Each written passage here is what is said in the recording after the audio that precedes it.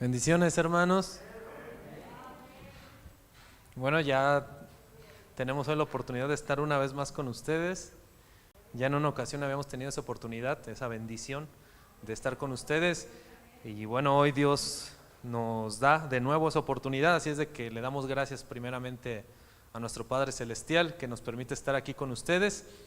Y damos gracias a Dios por sus vidas de cada uno de ustedes. Nos da gusto volver a verles. Espero que también les dé gusto volver a verme. Y bueno, hoy vamos a estudiar las Escrituras porque en ellas tenemos la vida eterna, enseñó nuestro Maestro. Hacemos bien en poner atención al estudio de la palabra de la Biblia, porque en ella haya fortaleza nuestra alma, nuestro espíritu.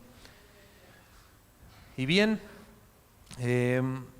pueden tomar su asiento unos minutos.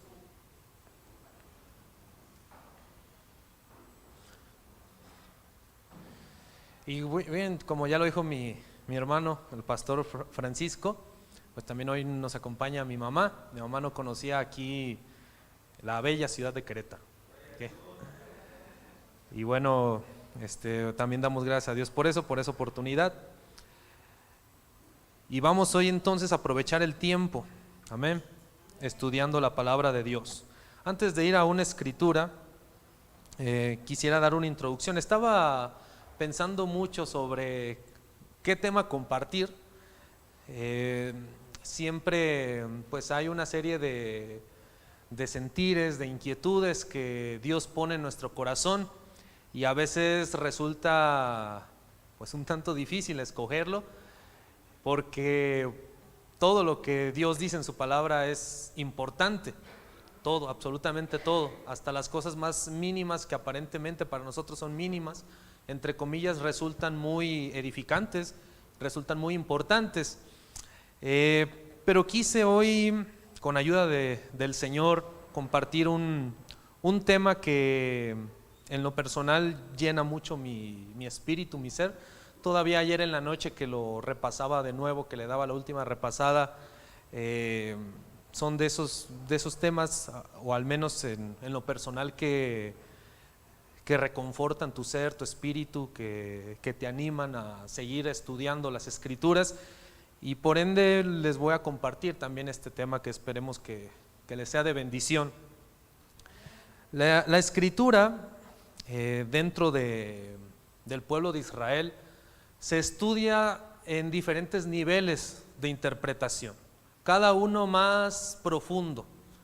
En general hay 4 niveles de estudio de las Escrituras, de estudio de la Biblia, los cuales, no sé si ya estamos por acá, ¿sí está por acá? No sé si me puedan poner, por favor, lo que le mandé por ahí al hermano. Ok. Según los estudiosos del pueblo de Israel, el estudio de las Sagradas Escrituras, de la Biblia, o lo que se conoce en hebreo como la Torah, se divide en cuatro niveles.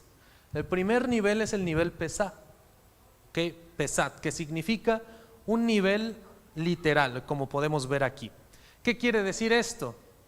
Es decir, cuando la Escritura te narra una historia, pues es simplemente eso, sin interpretaciones, sin alusiones, literal lo que dice el texto, ¿ok? Allí no hay nada profético, allí no hay nada alegórico, no hay nada por el estilo. Allí es un nivel, digámoslo así, más, entre comillas, muy entre comillas, superficial o externo. ¿Okay? El texto, lo que te dice el texto, si te está narrando la historia de cuando, por ejemplo, Esaú tuvo un problema con su hermano, ¿cómo se llamaba el hermano de Esaú? Jacob. Si te está narrando eso, pues es eso nada más, un nivel literal. Jacob tenía problemas con su hermano Esaú, ¿ok? A nivel literal, a nivel terrenal, eso es un nivel pesado. Ahí no entran alusiones de que eso simboliza que en los postreros días, que la nación de Israel iba a tener problemas con otras naciones que iban a provenir de Esaú. Ahí no entran esas interpretaciones. En ese primer nivel nivel pesat es solamente lo literal, lo que te dice el texto. ¿Ok? Otro ejemplo, igualmente si Ismael tenía problemas con Isaac, ¿ok? Si Ismael se burlaba de Isaac, su hermano, los dos hijos de Abraham, pues es eso nada más. Tenían problemas, tenían rencillas entre ellos, nivel literal. ¿Ok? Nada ahí de que también, según muchos estudiosos, de Isaac vienen después los israelitas, de Ismael vienen después los árabes, y eso simbolizaba que en un futuro los países árabes iban a tener problemas con los judíos o con los israelitas. Ahí no, ahí nada más es literal lo que dice el texto. No sé si hasta aquí me van entendiendo, hermanos. Bueno, de ahí sigue un nivel más, ahora sí, más profundo, que es el nivel remes. ¿Qué es el nivel remes? Un nivel alegórico, ¿ok? Una alegoría. Ahí entran mucho, por ejemplo, las parábolas. Algo que te enseñan a través de una anécdota, una historia. El Señor Jesús, nuestro maestro, usó mucho ese tipo de interpretación bíblica. El reino de los cielos es semejante a una boda, a un señor que salió y dejó un mayordomo cuidando de todas sus pertenencias. Eso no es literal, ¿verdad? Esas parábolas no son literales, esas son alegorías que usó el maestro, alegorías que usó el Señor para dar a entender otras cosas, ¿ok? En este caso, por ejemplo, hablando del reino de Dios, ¿verdad? Si tuvieras fe, ¿como qué cosa? Como un grano de mostaza. ¿Eso es literal? ¿Le dirías al monte, pásate aquí y échate a otro lado? ¿Eso es literal? No, no es literal. Tú puedes ver el monte y así tengas mucha fe y decirle que se vaya a otro lado y te aseguro que no va a pasar. Eso es algo alegórico, ¿ok? Algo metafórico. Están poniendo algo en las escrituras, te están dando un ejemplo para darte a entender otras verdades más profundas. ¿Ok? ¿Hasta aquí vamos bien, hermanos? Bueno, después sigue un nivel aún más profundo todavía, que es el nivel drash, de donde viene la palabra midrash. ¿Qué significa a grandes rasgos? Porque esto es muy profundo, yo estoy dando una síntesis muy general. Búsqueda, ¿ok?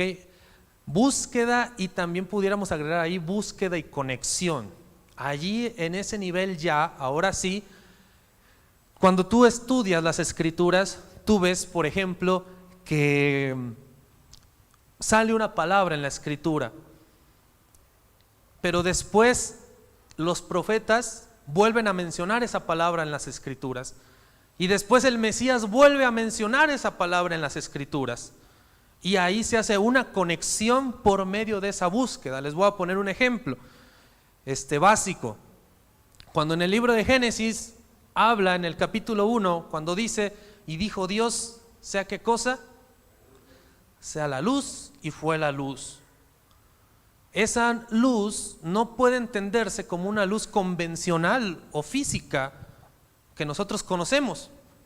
No es una luz del sol o de la luna y las estrellas, porque en ese entonces, en ese momento, ni siquiera se había creado todavía, según el orden de los días de la creación, la lumbrera mayor y la lumbrera menor. Entonces allí está hablando de otra cosa. Entonces, para entender qué está hablando ahí, tenemos que hacer una búsqueda, una conexión con otras escrituras. Y dice, por ejemplo, el profeta Isaías: tierra de Zabulón y tierra de Neftalí, el norte de Israel. El pueblo que andaba en tinieblas vio ¿qué? Vio gran luz. Los que moraban en región de sombra de muerte, luz les resplandeció. Y después vemos que nuestro maestro en muchas ocasiones dijo: yo soy ¿qué cosa? Yo soy la luz. Y el evangelista Juan así lo menciona también. Y aquella luz que alumbra a todo hombre venía a este mundo. Entonces, ¿a qué se refería esa luz que habla Génesis 1? A una luz espiritual, a una luz que alumbra el espíritu de las personas, el alma de las personas, la mente de las personas, por medio de la obra salvífica de nuestro Señor Jesús, del Mesías de Israel. Amén. Entonces vamos aquí en el nivel Drash. Como pueden ver, entonces vamos cada vez profundizando más en los niveles de interpretación o de estudio de las Escrituras. Y hay todavía un nivel más profundo, llamado el nivel Sot, que pudiéramos decir que Sot significa misterio en hebreo. La palabra de Dios, Pablo habla de muchos misterios. Por ejemplo, habla del misterio de la iniquidad, el misterio de Israel. ¿Alguien conoce otro misterio del que hable Pablo? Son los que ahorita vienen a mi mente, pero menciona muchos misterios. Ahora, en las Escrituras, misterio no es algo dogmático como se enseña a veces en la religión tradicional. En la religión tradicional, por ejemplo, se habla del misterio de la Inmaculada Concepción de María. Y eso pues es un misterio que nunca vas a entender y que lo tienes que creer. ¿Por qué? Porque así es. ¿Okay? En las Escrituras no significa eso. En las Escrituras la palabra Sot, misterio, sí es algo que está reservado en lo profundo del corazón de Dios, y que al menos que profundices en las Escrituras, y muy importante, que Dios te lo revele, que Dios te lo haga comprender, tú lo puedes entender. Si no, por más que le veas por un lado y le veas por el otro lado, no se puede. Algunos estudiosos del pueblo de Israel dicen que en este nivel, para llegar a ese nivel se necesitan 40 años de haber estudiado las Escrituras, mínimo 40 años para llegar a ese nivel. Ya aquí entra lo que es el idioma hebreo, el ver cuánto equivale cada letra en hebreo de las palabras que están ahí en la Escritura, en la Biblia, y qué simboliza eso, qué simboliza una sola letra en el alfabeto hebreo. En fin, es algo ya muy minucioso y muy profundo. ¿Okay? Repito, algunos dicen eso, mencionan eso. Solamente después de 40 años de estudio exhaustivo y constante de las Escrituras y de apartamiento muy importante para Dios, se puede llegar a esos niveles. ¿Okay? ¿Cuántos les gustaría llegar a esos niveles algún día? Amén. Y hoy quisiera ubicarme, no hasta acá, sinceramente, que es muy difícil. Y no le voy a estar jugando aquí al vivo ni nada por el estilo. No vayan a creer aquí, el hermano se está haciendo el interesante o algo por el estilo. Yo no estoy aquí, para nada. Y ya es mucha bendición si tan siquiera el pueblo de Dios estuviera aquí en estudiar las Escrituras a nivel literal. Ya con que el pueblo de Dios verdaderamente tuviera una sed de estudiar las Escrituras, de estudiar las historias bíblicas, eso ya es mucha bendición. ¿Okay?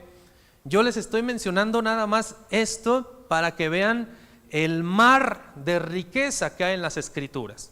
De hecho, a este bosquejo los judíos le llaman Pardés, que es un acróstico que significa paraíso, el paraíso de la Escritura, el paraíso de la Torá, de las Sagradas Escrituras. ¿Okay?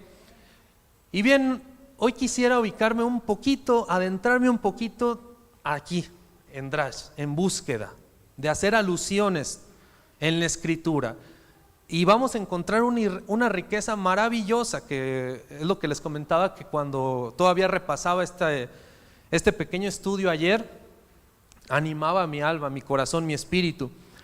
Y vamos a elegir una historia bíblica, pero lo vamos a interpretar aquí, en búsqueda, en Drash. ¿Okay? Vamos a hacer conexiones de una historia bíblica aquí, en este nivel de interpretación, en el tercero. Amén. ¿Qué historia bíblica vamos a escoger? Una de mis favoritas, no sé si de ustedes. ¿Cuántos conocen la historia de José? El famoso José el Soñador. ¿Han leído esa historia bíblica? ¿Han visto la película? Bueno, hoy vamos a estudiar su vida, pero vamos a intentar hacerlo desde aquí y usted se va a quedar maravillado de lo que está oculto en la vida de José, en la vida de Joseph. ¿Okay? Joseph es José en hebreo. Amén. ¿Cuántos les gustaría adentrarse hoy en esa vida de José desde ese punto de vista? Amén. Bueno, vamos a Mateo 11, verso 3, para partir de algo.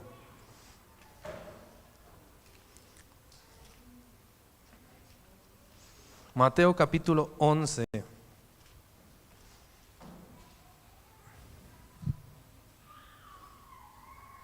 Desde el 1 hasta el 3. ¿Estamos ahí? Dice: cuando Jesús terminó de dar instrucciones a sus 12 discípulos, se fue de allí a enseñar y a predicar en las ciudades de ellos. Y al oír Juan en la cárcel los hechos de Cristo, los hechos del Mesías, le envió 2 de sus discípulos para preguntarle: ¿eres tú aquel que había de venir o esperamos a otro? Hasta ahí solamente. Fíjense, la pregunta de Juan es bien interesante. ¿Cuál fue la pregunta de Juan que mandó a sus discípulos que le hicieran al Señor? ¿Eres tú el que anunciaron los profetas? En otras palabras, ¿eres tú el Mesías o esperamos a otro? ¿Por qué habrá preguntado ese Juan? ¿Juan estaba seguro de que el Señor Jesús, de que Yeshua era el Mesías en ese instante? No estaba seguro. No estaba seguro todavía. ¿Por qué no estaba seguro? Porque en la historia del pueblo de Israel se levantaron, y más en esas épocas, en el primer siglo, se levantaron muchos que decían que eran el Mesías. Muchos candidatos a ser el Mesías, el Salvador de Israel. Hubo muchos. Se levantaba uno por allí, se sublevaba, llegaban los romanos, lo mataban o lo crucificaban. Eso era muy habitual en el siglo I. Ya había habido muchos casos así. Entonces, cuando se empieza a correr el rumor de que un judío llamado Yeshua se estaba levantando con poder, con autoridad, que estaba siendo muy popular entre el pueblo, Juan dijo: ¿sí será este el verdadero? ¿O es otro más como todos los que se levantan y que al final terminan fracasando? ¿Sí será este ahora sí el que estamos esperando o es otro? Y fíjense la respuesta del maestro, ¿cuál fue? Verso 4: respondiendo Jesús les dijo: id y haced saber a Juan las cosas que oís y veis. Los ciegos ven, los cojos andan, los leprosos son limpiados, los sordos oyen, los muertos son resucitados, y a los pobres es anunciado el evangelio. Hasta ahí solamente. Fíjense, cuando Juan pregunta eso, el maestro le dice: vayan y díganle a Juan todo esto que está sucediendo. ¿Cuáles fueron las señales? Los cojos andan, los ciegos ven, ¿ok? Y fíjense que la señal que le dio no fue quizás la que la mayoría de los judíos esperaban. ¿Por qué le digo esto? Porque en ese entonces los judíos no esperaban a un sanador, no esperaban a alguien pacífico, a alguien que les hablara y que redarguyera su corazón. Los judíos no esperaban eso. Los judíos en ese entonces esperaban un militar, un guerrero, un caudillo que levantara a todo el pueblo de Israel y los librara del yugo de los romanos. Eso era lo que en ese momento esperaban los judíos. Y por eso es que tenían todavía esa duda con el Señor. Así de que, pues sí, Jesús, Yeshua, está haciendo milagros, enseña las escrituras con poder y autoridad, pero pues seguimos siendo esclavos prácticamente, estamos siendo sojuzgados por los romanos, ¿ok? Porque ellos esperaban en ese momento eso. ¿Y por qué entonces Juan preguntó eso? ¿Será este el que estamos esperando o esperamos a otro? porque estaba esa duda. Ahora, ¿qué es lo que quiero dar a entender con esto? En las Escrituras, hermanos, está profetizado que el Mesías habría de venir 2 veces. Si ustedes leen los profetas, si ustedes leen Zacarías, si ustedes leen Isaías y muchos más profetas que están en las Escrituras, ¿qué tiempo me faltaría para ir escritura por escritura? En algunas ocasiones los profetas mencionan a un Mesías guerrero, ciertamente. En algunas ocasiones los profetas mencionan que el Salvador, que el ungido de Dios iba a ser alguien que iba a pelear por el pueblo de Israel y que iba a acabar con sus enemigos, que iba a poner a los enemigos de Israel debajo de sus pies y que iba a regir con vara de hierro las naciones. Muchas escrituras lo mencionan así, pero también muchas otras escrituras mencionan a un siervo sufriente. El pasaje más conocido es el de Isaías 52 y 53. Muchos otros pasajes de la Escritura mencionan a un Mesías, a un siervo de Dios que iba a perecer, que iba a sufrir. Y de ahí se hace la alusión en las Escrituras de que el Mesías tiene que venir 2 veces a la tierra, 2 veces al mundo.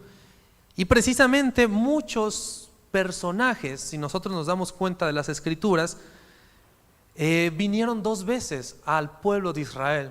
Por ejemplo, Moisés en un primer momento, cuando se aparece a los hebreos, cuando mata al egipcio, no lo recibieron. Esa primera vez no lo recibieron. Incluso empezaron a decir: ¿quién te ha puesto por juez sobre nosotros? Empezaron a decir sus hermanos.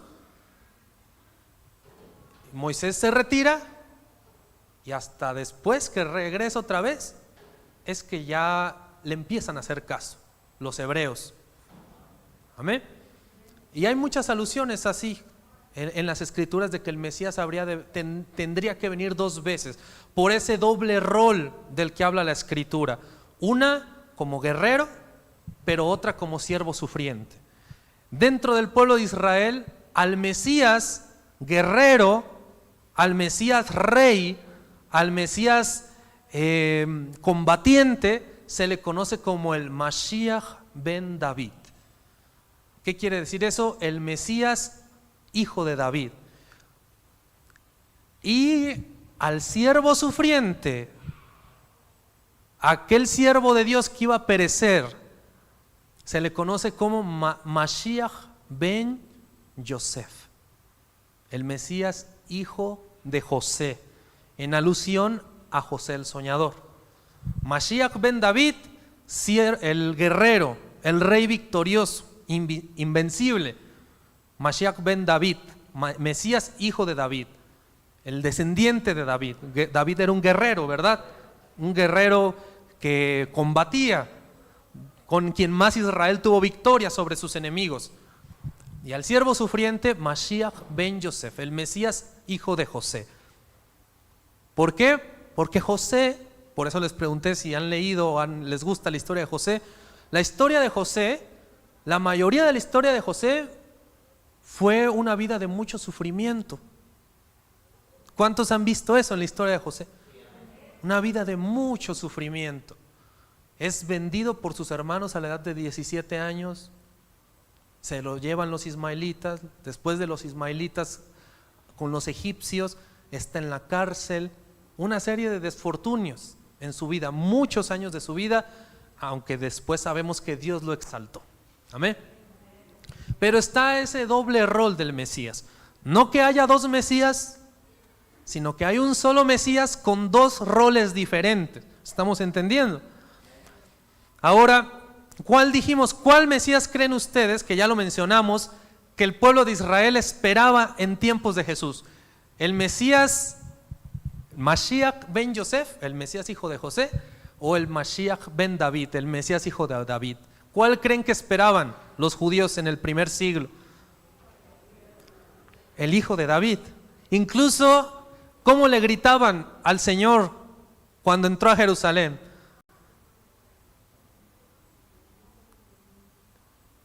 bendito el hijo de David, le gritaban, Hotziana, Hotziana ben David, Baruch haba beshem Adonai, Hosana, Hosana al hijo de David, bendito el que viene en el nombre del Señor. ¿A quién esperaban?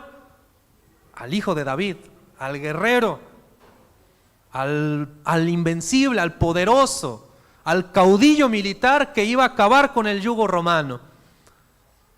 No, en ese momento no esperaban a un siervo sufriente, ni por la mente se les pasaba quizás a la mayoría del pueblo. Sin embargo, era necesario que primero se cumpliera ese rol del Mesías como siervo sufriente, antes que como rey invencible, como rey victorioso. Y ahora sí vamos a ubicarnos en el libro de Génesis y vamos a ver la vida de José, el famoso José el soñador. Vamos a Génesis 37.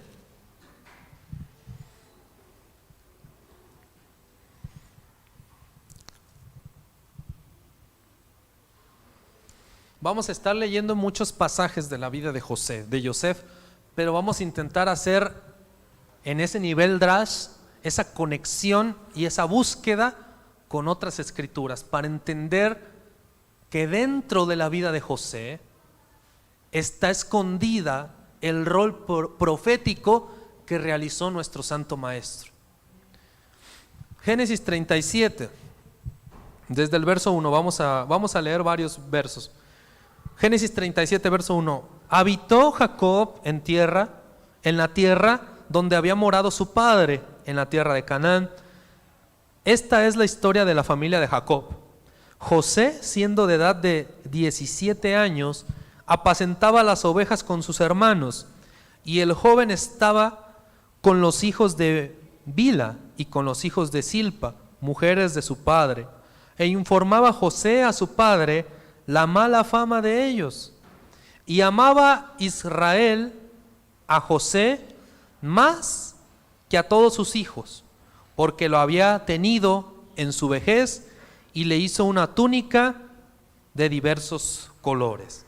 Hasta ahí solamente vamos a detenernos. Bueno, encontramos aquí el punto clave de donde empezó a generarse ese rechazo, ese celo o ese resentimiento de los hermanos de los hijos de Jacob, las 12 tribus de Israel, 11, quitando a José, los 11 hijos de Jacob contra José, su hermano. ¿Okay? José, dice la escritura, que apacentaba ovejas, que era una persona íntegra y que le decía a su papá cuando sus hermanos se portaban mal. Y los hermanos empezaron a tener, decimos aquí en México, ¿verdad?, como el chismosito. Y le empezaron a tener resentimiento, a tener recelo. Y fue tanto ese recelo, fue tanto ese odio infundado, ese rechazo, que empezaron a tramar, ¿qué cosa? Primero matarlo y después venderlo más adelante, ¿ok? Y dice la escritura en estos versos que acabamos de leer que Israel, o sea Jacob, sí a José lo veía de una manera especial. Dice que lo amaba más que a todos sus demás hijos y que le había dado algo muy especial, como en este caso una túnica de colores, más que a todos sus hijos. Y déjenme decirles que en la escritura, hablando del Mesías, también se dice que al Señor Jesús, a Yeshua, al Mesías, Dios lo iba a ungir más que a todos sus compañeros, más que a todos sus hermanos. Si nosotros vemos Salmo capítulo 45, vamos rápido, vamos a estar yendo y viniendo a la vida de José. Salmo capítulo 45.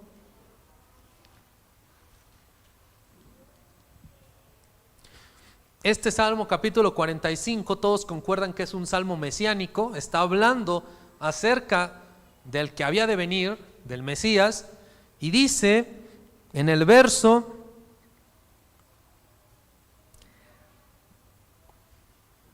2, verso 2, eres el más hermoso de los hijos de los hombres, la gracia se derramó en tus labios.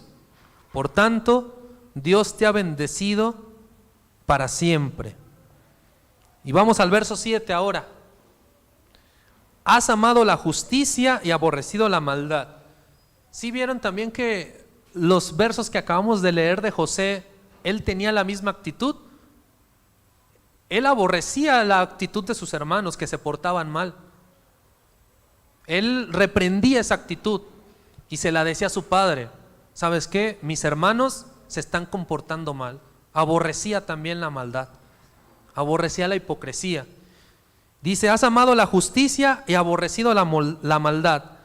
Por tanto, te ungió Dios, el Dios tuyo, con óleo de alegría. ¿Qué cosa? Más que a todos tus compañeros. ¿Y qué leímos de José?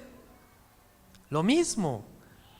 Israel, Jacob, amaba más a José que a todos sus demás hermanos. ¿Por qué?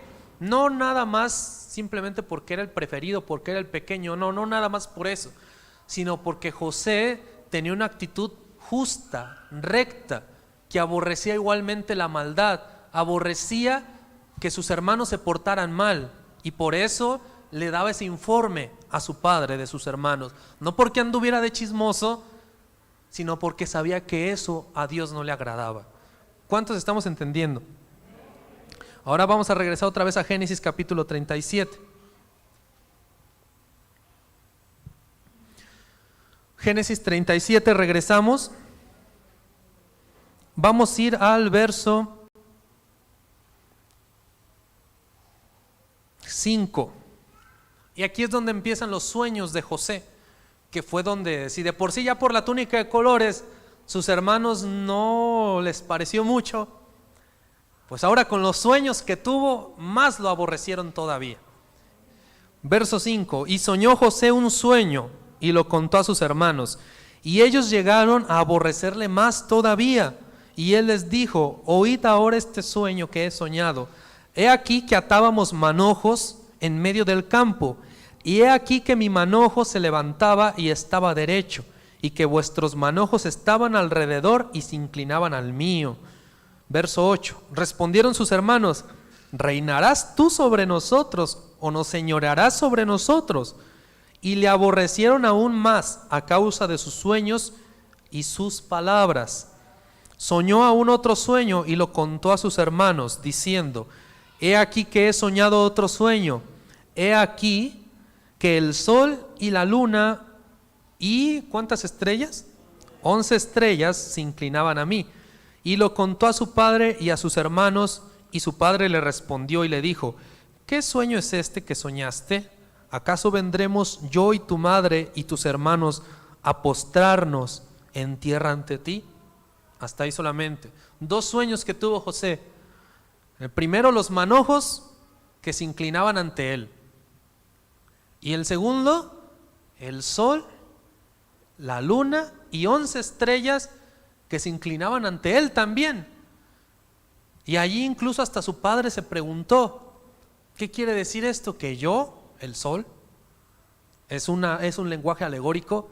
Tu madre, la luna, y tus 11 hermanos, 11 estrellas, ¿se van a inclinar ante ti? ¿En alguna ocasión pasó eso en la vida de José? ¿Sí pasó? ¿Cuándo pasó?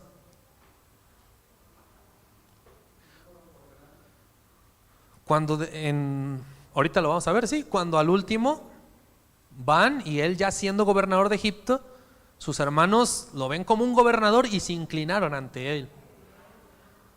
Pero ahí se inclinó Jacob y su madre. Jacob no iba con ellos. ¿Qué quiere decir esto? Esto es una alusión mesiánica. Esto va a pasar, pero en los últimos tiempos, y eso lo vamos a ver hasta el último. Pero quiero que tengan presente este sueño que tuvo José: 11 estrellas, el sol y la luna inclinándose ante mí. ¿Quiénes se inclinaron ante José cuando él se rebeló? O bueno, no se rebeló, sino se les presentó como gobernador de Egipto. Sus 11 hermanos sí se inclinaron ante él, pero sus padres, Jacob, no, y su madre para entonces ya estaba muerta. Entonces aquí hay algo se cumplió eso parcialmente, pero eso nos estaba dando a entender que en los últimos tiempos todo el pueblo de Israel se iba a inclinar ante el que iba a levantar Dios, ante el Mesías. Y ya lo vamos a ver hasta el último de este mensaje, pero tengamos eso bien presente, ese sueño que tuvo José, no lo perdamos de vista.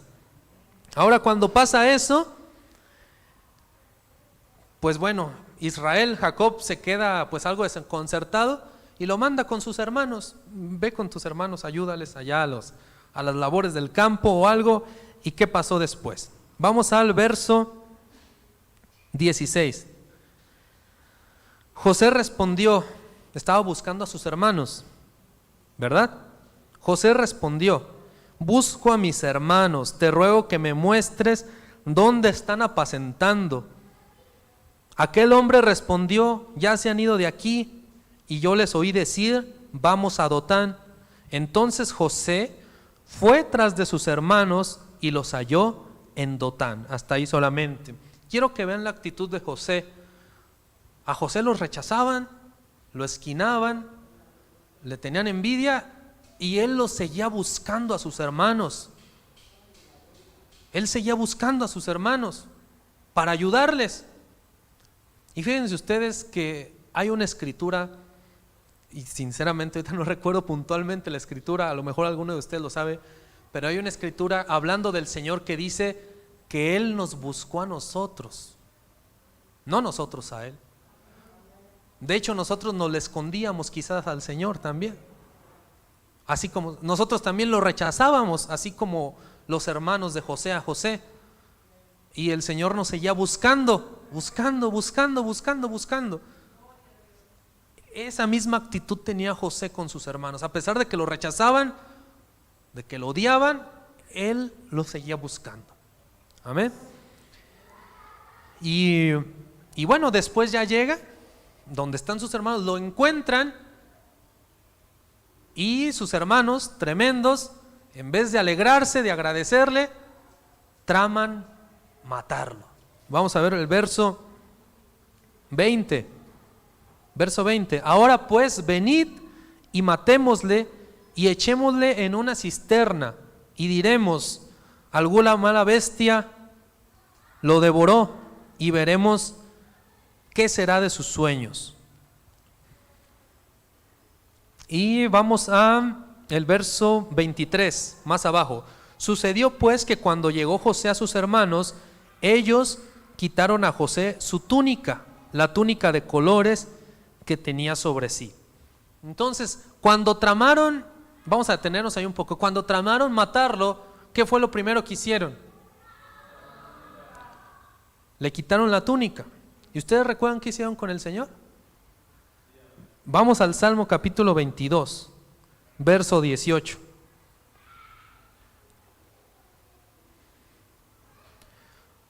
Salmo 22, verso 18.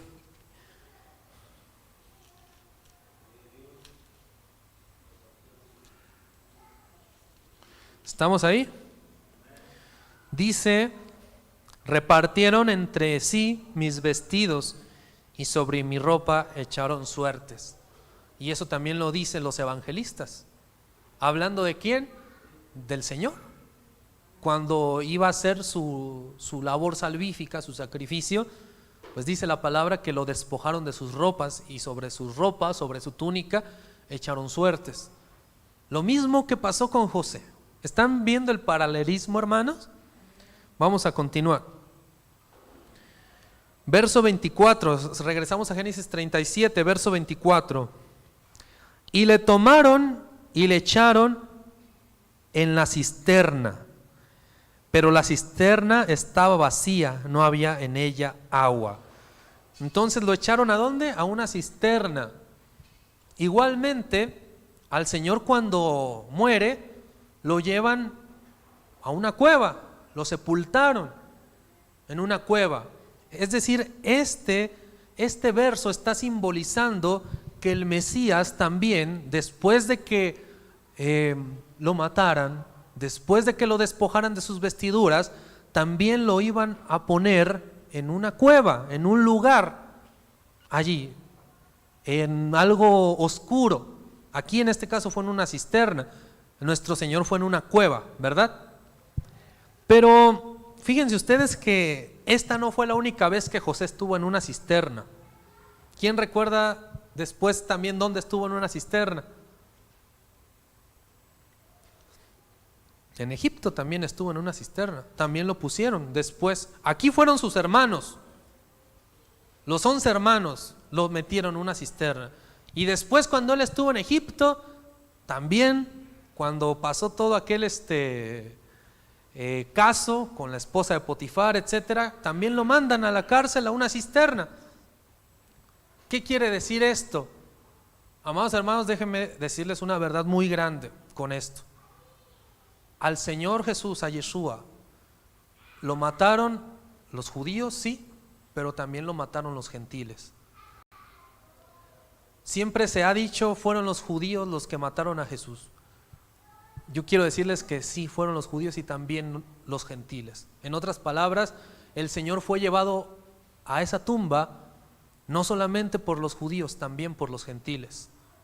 Eso es lo que simboliza el que José haya sido puesto en una cisterna en 2 ocasiones.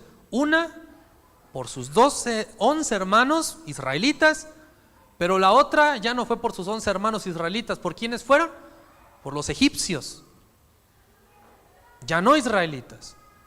El Señor murió no solamente por culpa de los judíos, también murió por culpa de los gentiles. Amén. Vamos a seguir. Verso 25. Y se sentaron a comer, ¿qué cosa? Y se sentaron a comer pan. Y saben ustedes que justo antes, aquí fue un poco después, pero con el Señor fue al revés. Antes de su muerte y sepultura, antes de eso también se sentaron a comer pan. ¿Recuerdan ustedes eso? Una noche antes fue Pesaj, la Pascua, y comieron pan sin levadura, y hierbas amargas y el cordero, todo lo que llevaba la Pascua. ¿Okay? También se sentaron a comer pan los discípulos del Maestro. Vamos a continuar. Se sentaron a comer pan y alzando los ojos miraron, y aquí una compañía ¿de qué cosa? De ismaelitas. No sé si recuerdan ustedes también que en la noche de Pascua, en la noche de Pesaj, en esa misma noche cuando se sentaron a comer de Pesaj, vieron que venían los soldados, ¿qué cosa? Romanos. Venían los soldados romanos a buscar a uno que se llamaba Jesús. Y en este caso, es decir, gentiles, romanos. Y en este caso, los judíos, discípulos del Señor, vieron que venían los romanos por Jesús, por Yeshua. Y en este caso, cuando los hermanos de José estaban comiendo pan, ven que venían, ¿quiénes? Los ismaelitas, gentiles también. ¿Cuántos vamos comprendiendo ese paralelismo, esa conexión? ¿Okay? Que venían de Galat y sus camellos traían aromas, bálsamo, mirra e iban a llevarlo, ¿a dónde? A Egipto. Y fíjense el verso 26. Entonces, ¿quién? Judá dijo a sus hermanos: ¿qué provecho hay en que matemos a nuestro hermano y cubramos su muerte? Venid, ¿y qué cosa? Y vendámosle a los ismaelitas. Entonces, ¿de quién fue la idea de venderlo? A José, de Judá. ¿Saben ustedes que el nombre Judá es el mismo nombre que Judas? Es el mismo nombre, el mismo nombre. Solamente que viene del hebreo Yehudá. El llamado Antiguo Testamento se tradujo del hebreo y por eso nos llegó como Judá.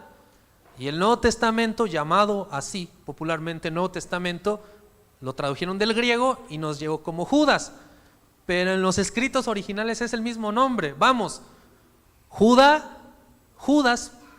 de otra manera dicho, Judas se llamaba Judá. Judas se llamaba Yehudá. Judá, el mismo, tenían el mismo nombre. El mismo que vendió a José, se llamaba Judá, Yehudá en hebreo. Y el mismo que vendió a Yeshua se llamaba Yehudá, Judas. Amén. Y dice,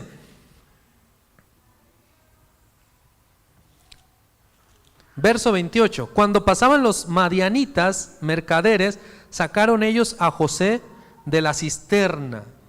¿Qué simbolizará eso? La resurrección. Desde ahí estaba profetizado en la vida de José que el Mesías ciertamente iba a descender al corazón de la tierra, pero iba a salir también. ¿Ok? Lo sacaron ellos a José de la cisterna y le trajeron arriba y le vendieron a los ismaelitas. ¿Por cuántas? Son las mismas que porque vendió Judas al Señor, 20 piezas de plata. Las mismas. ¿Y lo llevaron a dónde? Y llevaron a José ¿a dónde? A Egipto. Sabemos qué simboliza Egipto, ¿verdad? El mundo. ¿Qué quiere decir esto? Desde entonces estaba profetizado que el Mesías iba a ser vendido por sus hermanos, pero iba a resucitar. Pero una vez que resucitara, ¿qué cosa iba a hacer el Mesías? ¿Lo iban a llevar a dónde? Al mundo entero, a Egipto. A Egipto lo iban a llevar. Y eso es lo que ha pasado con nuestro Señor en todas estas generaciones, en todos estos años. Al Señor Jesús lo llevaron a Egipto, a todo el mundo, a todo el mundo. Y yo les pregunto, ¿qué pasó cuando José estuvo en Egipto? Pues llevó una gran bendición a Egipto. La tierra de Egipto fue bendecida. ¿Qué pasó con José? Se hizo muy popular en Egipto. Era el único que estaba después de Faraón. El único que estaba arriba de José era Faraón, pero más arriba de él no había nadie. José se hizo sumamente popular en toda la tierra de Egipto y trajo mucha bendición a toda la tierra de Egipto. Les empezó a enseñar cómo debían vivir. ¿Ok? De hecho hubo una carestía en la tierra de Egipto. ¿Cuántos recuerdan eso? 7 vacas flacas, 7 vacas gordas. ¿Qué quiere decir eso? Viene una carestía. Bueno, ¿y qué hacemos? Pues pregúntenle a José. Él sabe qué hacer. Pregúntenle a él. Y él empezó a decir, pues vamos a administrar aquí, le vamos a hacer aquí, para que cuando venga eso, vamos a resistir. ¿Ok? Los libró prácticamente quizás de la extinción. Los libró de la muerte incluso. ¿Qué es lo que ha hecho el Mesías en todos estos años en el mundo? Nos ha librado de la muerte espiritual. Nos ha instruido, nos ha dicho cómo tenemos que vivir. Amén. Bendito sea su nombre. Aleluya.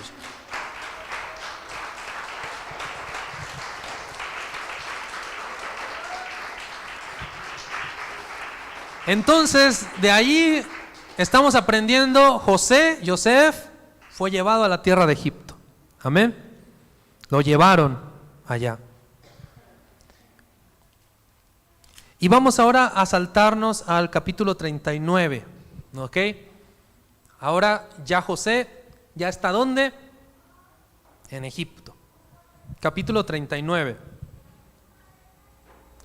Verso 1. Llevado pues José a Egipto, Potifar, oficial de Faraón, capitán de la guardia, varón egipcio, lo compró de los ismaelitas que lo habían llevado allá. Verso 2. ¿Qué dice? Mas el Señor estaba con José, y fue varón próspero, y estaba en la casa de su amo, el egipcio. Hasta ahí solamente. Mas ¿quién estaba con José? Mas Dios estaba con él. Y porque Dios estaba con él, ¿qué cosa pasó con él? Prosperó. Esto me recuerda mucho a unas palabras que en alguna ocasión le dijeron al maestro, un sabio judío también llamado Nicodemo. Nicodemo le dijo al Señor, nadie puede hacer estas obras que tú estás haciendo, nadie puede ser prosperado como tú estás haciéndolo si Dios no está con él. Así le dijo Nicodemo al Señor. Lo mismo. Verso 3. Y vio su amo que el Señor estaba con él y que todo lo que él hacía, el Señor lo hacía prosperar en su mano. Verso 4. Así halló José gracia en sus ojos y le servía. Y él le hizo mayordomo de su casa y entregó en su poder todo lo que tenía. En otras palabras, le dio toda la autoridad, ¿verdad? Dice la Escritura, hablando del Señor Jesús, de Yeshua, que toda autoridad se le dio también a él, por Dios, en el cielo y en la tierra. Gracias a esa obra redentora que él hizo, gracias a esa vida santa de apartamiento que tuvo, logró que la gracia de Dios se derramara sobre él y que se le fuera dada todo poder y toda autoridad. Y por eso es que, según el libro de Hebreos, se identifica al Señor incluso como el sumo sacerdote, según el orden de Melquisedec. Amén. Bien, vamos a continuar. Vamos a el verso 7. Y ahora vamos a empezar a ver lo que sucedió, que ya todos conocemos. La esposa de Potifar lo empieza a seducir, lo empieza a tentar. Verso 7. Aconteció después de esto que la mujer de su amo puso sus ojos en José y dijo: duerme conmigo. Verso 8. Y él no quiso y dijo a la mujer de su amo: he aquí que mi señor no se preocupa conmigo de lo que hay en casa, y ha puesto en mi mano todo lo que tiene. Igualmente, recordemos, al Señor se le dio toda la autoridad. ¿Okay? Verso 9. No hay otro mayor que yo en esta casa, y ninguna cosa me es reservado sino a ti, por cuanto eres su mujer. ¿Cómo pues haría yo este grande mal y pecaría contra Dios? En otras palabras, ahí ¿qué cosa pasó con José? Fue tentado. Igualmente el Señor dice la palabra, hablando del Señor, del Maestro, que Él fue tentado en todo. Él fue tentado en todo. Y al menos yo lo creo así, creo que cuando la palabra ahí dice en todo, yo creo que el Maestro fue tentado en absolutamente todo. Pero de todo fue librado. De todo se supo sobreponer. Incluso en esas tentaciones que son más fuertes para el hombre, como en el caso de la mujer, como aquí pasó con José. ¿José qué hizo? ¿Sucumbió a la tentación? No, se mantuvo firme. ¿Qué? Él dijo: no, yo no puedo hacer tal mal. A mí mi amo, mi Señor, me confió todo. Yo puedo hacer todo aquí excepto tener algo contigo. Yo no voy a hacer eso. Y José se guardó recto, puro. Amén. Vamos a continuar. Entonces ya sabemos lo que pasó después, ¿no? Como José no quiso nada, pues la mujer se puso despechada, ¿no? Y alguien, tanto un hombre como una mujer despechado es peligro. Es muy peligroso eso. Se puso despechada la mujer y le inventa a José de que él era el que quería tener algo con ella. Tremendo, ¿verdad? Y ya cuando llega su esposo le dice lo siguiente. Vamos hasta el verso 16. Verso 16. Y ella puso junto a sí la ropa de José hasta que vino su señor a su casa. Entonces le habló ella las mismas palabras diciendo, fíjense cómo lo llama aquí, el siervo hebreo, ¿ok?, que nos trajiste vino a mí para deshonrarme. Una injuria, ¿verdad? Pero fíjense que aquí ya no le llaman José. ¿Cómo le llaman? El siervo hebreo. ¿Recuerdan qué les dije? ¿Cuál iba a ser el rol del Mashiach ben Yosef, del Mesías hijo de José? ¿Cuál iba a ser su rol? Un siervo sufriente. ¿Y qué nos dice la palabra acerca del Señor? Vamos a Filipenses 2, verso 7 para recordar esto.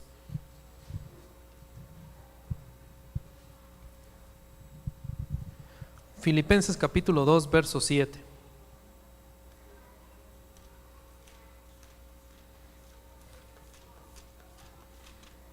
¿Estamos ahí? Dice Filipenses 2, verso 7, sino que se despojó a sí mismo, tomando forma de ¿qué cosa? De siervo, hecho semejante a los hombres. En otras palabras, el Señor Jesús, Yeshua, nuestro Mesías, también en su primera venida fue un siervo sufriente.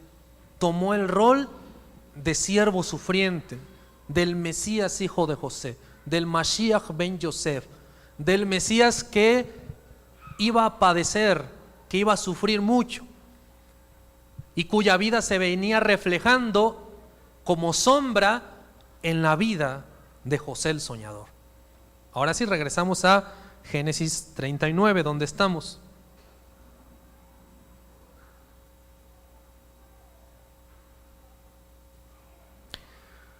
Génesis 39, verso 18. ¿Seguimos ahí? Génesis 39, 18. Y cuando yo alcé mi voz y grité, él dejó su ropa junto a mí y huyó fuera. Y sucedió que cuando oyó el amo de José las palabras de su mujer, le hablaba diciendo: así me ha tratado tu siervo. De nuevo, tu siervo, ya no José, el siervo hebreo. Se encendió su furor y tomó su amo a José y lo puso en la cárcel donde estaban los presos del rey, y estuvo allí en la cárcel. No está ahí solamente. José era un justo, un varón justo, ¿verdad? ¿Y a dónde lo mandaron? ¿Y qué tipo de personas hay en la cárcel normalmente? O se supone que debe de haber malhechores, bandidos, ladrones. ¿Qué hicieron con nuestro Señor? Vamos a ver Isaías 53, verso 9. Isaías 53, verso 9.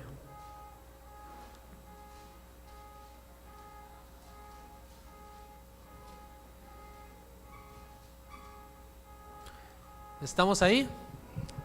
Dice Isaías 53, 9: y se dispuso con los impíos su sepultura, mas con los ricos fue en su muerte, aunque nunca hizo maldad, ni hubo engaño en su boca. Al Señor, cuando lo enjuiciaron, pues lo llevaron también con malhechores, con bandidos, que eran a los que enjuiciaban, a los que ejecutaban, aun cuando él era justo, igual que como pasó con José. Vamos a regresar de nuevo a la historia de José. Génesis 39. Lo pusieron en la cárcel entonces. Y ya cuando está en la cárcel, vamos a detenernos un poco ahí, ya cuando está en la cárcel vienen otras interpretaciones de sueños, ¿verdad? De José. Ahí había un copero y el otro, ¿qué era? Y un panadero. Y los dos estaban ahí esperando sentencia. Y en ese lapsus de tiempo, en esos días que compartieron quizás celda con José, tuvieron sueños. Y les llegó el rumor de que pues ahí había un esclavo hebreo, un siervo hebreo, que sabía interpretar sueños. Y le empiezan a contar sus sueños a José, tanto el copero como el panadero. Uno, José le interpreta el sueño al copero y fue una interpretación pues agradable, ¿no? De que iba a ser restituido, de que iba a salir de allí, pero al otro, al panadero, la interpretación que le dio José pues no fue tan buena. Le terminó diciendo que iba a morir, que lo iban a sentenciar, que lo iban a matar. ¿Ok? Vamos a ver qué podemos extraer acerca de esos dos sueños. Génesis 40, verso 8. Vamos al verso 8. Génesis 40, verso 8. Dice: ellos le dijeron: hemos tenido un sueño y no hay quien lo interprete. Entonces les dijo José: ¿no son de Dios las interpretaciones? Contádmelo ahora. ¿Ok? Y quiero detenerme un poco aquí en esta actitud de José. Si ustedes se fijan, José siempre, Dios es el que hace las cosas, Dios es el que hace la obra. Lo mismo hacía el Señor. Siempre al Señor le decían, por ejemplo, maestro bueno, no me digas bueno, solamente es bueno Dios. Ve y agradécele a Dios. Lleva tu ofrenda al templo, al sacerdote, agradécele a Dios. Dale gracias a Dios. Dale la gloria a Dios. Siempre esa fue la actitud del Señor, igual que José. Continuamos, verso 9. Entonces el jefe de los coperos contó su sueño a José y le dijo: yo soñaba que veía una vid delante de mí. ¿Ok? ¿Qué dice la escritura acerca de la vid hablando del Señor? Yo soy la vid verdadera. Amén. Verso 10. Y en la vid 3 sarmientos, y ella como que brotaba y arrojaba su flor, viniendo a madurar sus racimos de uvas. ¿Ok? Y la copa de Faraón estaba en mi mano, y tomaba yo las uvas y las exprimía en la copa de Faraón, y daba yo la copa en la mano de Faraón. Y le dijo José: esta es su interpretación, los 3 sarmientos son 3 días. En otras palabras, ¿de qué está hablando aquí la interpretación de José? De la resurrección. Primero, cuando le está hablando acerca de la vid, ¿ok? Yo soñaba que veía una vid delante de mí. ¿Quién es esa vid? Yeshua, ¿ok? El Señor dijo: yo soy la vid verdadera. Verso 10. Y en la vid 3 sarmientos, y ella como que brotaba y arrojaba su flor, viendo madurar sus racimos de uvas. En otras palabras, iba a hacer Dios una obra de exaltación, de bendición, primero en José, sí, pero también en el que habría de venir después, en el Mesías. ¿Ok? Y dice que ese racimo, esa vid, iba a llevar mucho fruto. Dice que iba a madurar, iba a ver sus racimos de uvas. En alguna ocasión el maestro enseñó y dijo: yo soy la vid verdadera, y ustedes ¿qué son? Los pámpanos. En otras palabras, aquí se estaba profetizando que la obra del Mesías iba a florecer, iba a reverdecer, y que el Señor iba a ver el fruto de su obra. Y ese fruto somos todos nosotros que estamos aquí. José también reverdeció, José también afloró, ¿ok? José también arrojó su flor y también vio sus racimos, vio a sus hijos, a los hijos de sus hermanos, vio toda esa obra, ¿ok? Y eso estaba profetizando que así mismo iba a pasar con el Mesías, con el Señor. Verso 12. Y le dijo José: esta es su interpretación, los 3 sarmientos son 3 días. Que muchos aluden a que aquí se refiere a los 3 días de la resurrección, al tercer día, la resurrección. ¿Ok? Al cabo de 3 días levantará Faraón tu cabeza y te restituirá a tu puesto, y darás la copa a Faraón en su mano, como solías hacerlo cuando eras su copero. ¿Ok? Le dio un mensaje pues alentador, ¿no? Al copero, que estaban en la cárcel. Imagínense, quizás estaba esperando la muerte, pero José le dio una palabra de aliento, una palabra de ánimo. Y quiero que pongan mucha atención a lo que el copero le contestó a José, después de que José le dice esas palabras. Verso 14. Acuérdate pues de mí cuando tengas ese bien, y te ruego que uses conmigo de misericordia, y hagas mención de mí a Faraón, y me saques de esta casa. ¿No les recuerda algo eso? ¿A qué les recuerda? Cuando el Señor estaba en aquel madero, ¿ok? Había alguien al lado que lo identificó como un justo, que él sabía que el Señor que quizás a ellos merecían esa condenación, pero que el maestro no se lo merecía. Y él le termina diciendo al Señor: acuérdate de mí cuando estés en tu reino. Algo aquí estaba siendo profetizado desde entonces. Esa alusión profética estaba siendo escondida aquí en la vida de José desde entonces. Ahora después viene la interpretación del panadero, que ya no fue tan alentadora, ¿verdad? Verso 16. Bueno, vamos a ver el verso 15. Porque fui hurtado de la tierra de los hebreos, y tampoco he hecho aquí porque me pusiesen en la cárcel, no se lo merecía. Verso 16. Viendo el jefe de los panaderos que había interpretado para bien, pues pensó que también a él iban a interpretar así, ¿verdad? Pero no fue así. Que le habían interpretado para bien. ¿Dónde me quedé? 16.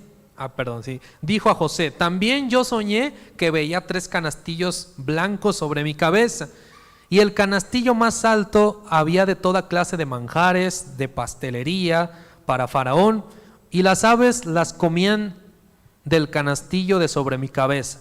Entonces respondió José y dijo: esta es su interpretación. Los tres canastillos son 3 días son. Al cabo de 3 días quitará Faraón tu cabeza sobre ti y te hará colgar en la horca, y las aves comerán tu carne sobre ti. ¿No le recuerda eso a alguien en la escritura que le pasó a alguien muy cercano al maestro? Le pasó eso. A Judas le pasó eso también. Judas terminó pues matándose, y pues su final fue muy, muy triste. Se dice que pues se salió todas sus, ¿cómo se le dice? Todas sus entrañas. ¿Okay? Algo muy similar pasó a lo que le pasó al panadero, que estaba allí también en la cárcel.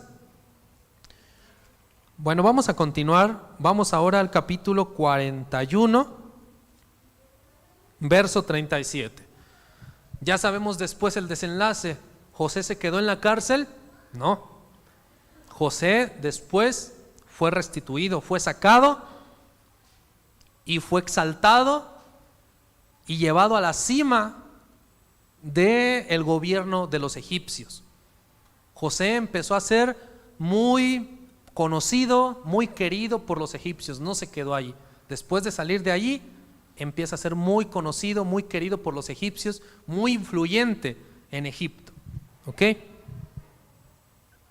Vamos entonces, Génesis 40, verso 37. El asunto pareció bien a Faraón y a sus siervos, y dijo Faraón a sus siervos: ¿acaso hallaremos otro hombre como este en quien esté el Espíritu de Dios? Fíjense lo que se dijo de José, lo que reconoció aún el faraón, es decir, aún un pagano, la realidad eran paganos, aún ellos reconocieron que en José había algo especial que no tenía nadie más. ¿Qué era lo que tenía José? El Espíritu de Dios. Dice aquí, dice, ¿cuál fue la pregunta? ¿Acaso hallaremos a otro hombre como este en quien esté el Espíritu de Dios? ¿Y qué se dice del Mesías? ¿Qué se dice del Maestro? Hablando de él, en Lucas 4, verso 18, habla acerca del Mesías y dice: el Espíritu de Dios está sobre mí, por cuanto me ha ungido. Me ha enviado para dar buenas nuevas, para levantar a los quebrantados de corazón, para pregonar libertad. ¿Por qué? Porque el Espíritu de Dios estaba en el Mesías, así como el Espíritu de Dios también estuvo en José. Verso 39, seguimos en Génesis 40, 39. Y dijo Faraón a José: pues que Dios te ha hecho saber todo esto, no hay entendido ni sabio como tú. Tú estarás sobre mi casa, y por tu palabra se gobernará todo mi pueblo. Solamente en el trono estaré yo mayor que tú. ¿Ok? Lo mismo que ha pasado con el Mesías. El Mesías ha sido llevado a Egipto y muchos egipcios de todos los linajes de la tierra, sabiendo que Egipto es un simbolismo del mundo, han conocido que el Mesías tiene algo especial, que Yeshua tiene algo especial, que no hay otro como Él por donde se le busque, nadie más, que Él tiene el poder de Dios, que tiene la esencia de Dios, la autoridad de Dios, el Espíritu de Dios está sobre Él. Y por eso muchos egipcios en todo el mundo, hablando de que Egipto, repito, simboliza el mundo, muchas personas en todas las naciones se han juntado con Yeshua, se han acercado a Yeshua y le han pedido que les ayude, le han pedido que los instruya, así como hicieron con José en Egipto, porque veían que José era muy sabio, que tenía palabra de sabiduría, y todos querían escucharlo a él, preguntarle a él. Lo mismo que ha pasado en todos estos años con nuestro maestro. Los egipcios, el mundo entero, ha ido a él a preguntarle, a instruirse, a refugiarse en él. Vamos al verso, ahí mismo estamos en Génesis 40, vamos al verso 44. Y dijo Faraón a José: yo soy Faraón, y sin ti ninguno alzará su mano ni su pie en toda la tierra de Egipto. O sea, lo exaltaron grandemente a José. Nadie estaba por encima de José en toda la tierra de Egipto, nadie. Verso 45. Y llamó Faraón el nombre de José Safnat Panea, y le dio por mujer a Asenat, hija de Potifera, sacerdote de On, y salió José por toda la tierra de Egipto. Vamos a detenernos en el verso 45. Pasó algo bien curioso con José. Le cambiaron el nombre. ¿Qué nombre le pusieron? Safnat Panea. ¿Saben qué significa Safnat Panea? El que da pan de vida. El que da pan de vida. Y saben ustedes que algo similar ha pasado con el maestro. A nuestro maestro, al Mesías, en todo Egipto, en todo el mundo, se le ha cambiado el nombre. Se le ha cambiado su nombre hebreo por un nombre diferente. Aquí Jesús, en Estados Unidos Jesus, sí se pronuncia así, ¿verdad? En otros idiomas, ¿alguien conoce en otros idiomas cómo se pronuncia el nombre de Yeshua? Bueno, pero hay muchas pronunciaciones, ¿ok?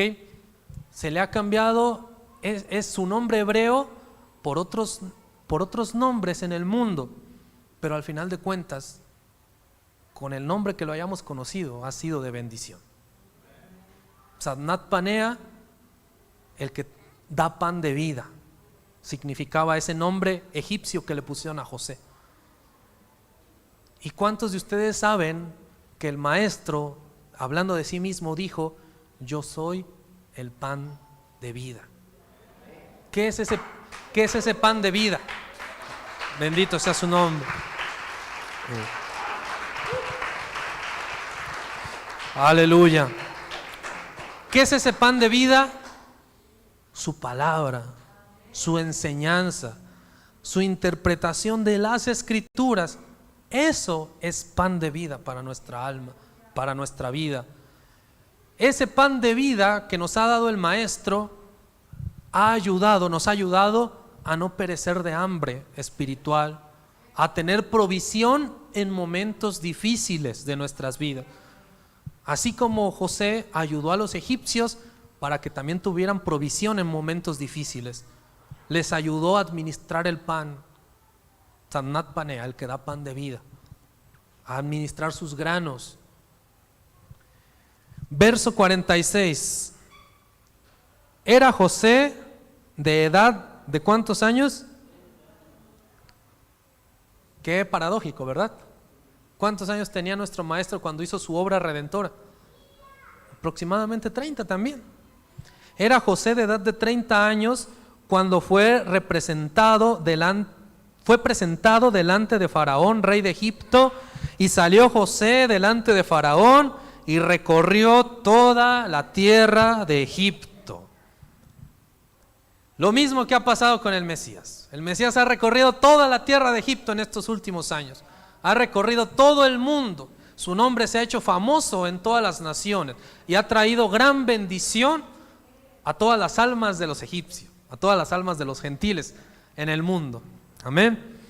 Ha sido en la historia de la humanidad el personaje más famoso y más influyente en todo el devenir histórico. Y eso hasta los historiadores lo saben, hasta gente secular lo sabe. Es un parteaguas Jesús, Yeshua. Es un parteaguas. No se entendería la actual civilización occidental sin la obra del Señor. No se entendería sin su legado, sin su obra. Su obra está en todo el mundo. Lo reconozcan o no lo reconozcan, su legado está en todo el mundo. Se hizo famoso en toda la tierra de Egipto. Amén. Bendito su nombre. Ahora, ¿qué es lo que pasa a partir de esto? Sabemos que José estuvo en la tierra de Egipto, prosperó a los egipcios, ayudó a los egipcios, pero en un momento dado también hubo carestía en la tierra de Canaán, con Jacob y sus hermanos. Y ellos dijeron, pues nos va a tocar ir a Egipto por provisiones. Necesitamos provisiones para no morir. Y van a Egipto. Y en el primer encuentro que tienen con José, se inclinan ante él. Pero algo bien curioso. Los hermanos de José reconocieron a José. Vamos a verlo. Vamos a Génesis 42. Génesis 42, verso 5. ¿Estamos ahí? Génesis 42, verso 5. Vinieron los hijos de Israel a comprar entre los que venían, porque había hambre en la tierra de Canaán. Y José era el Señor. Fíjense cómo lo llama la escritura. José era el Señor de la tierra de Egipto.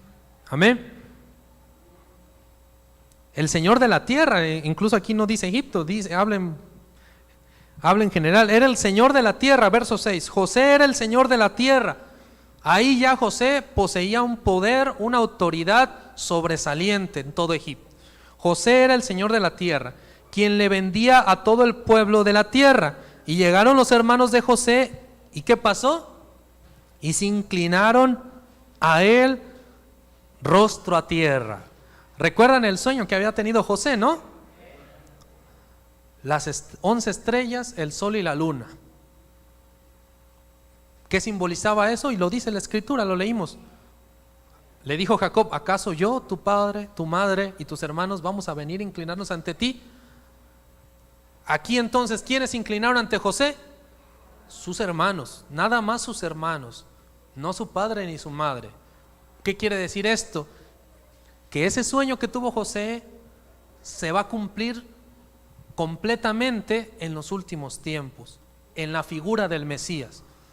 Aquí se cumplió solamente parcialmente, para que no pensemos o no entendamos que José como tal era el Mesías, que José como tal era ese siervo sufriente, sino que su vida era una sombra del que había de venir.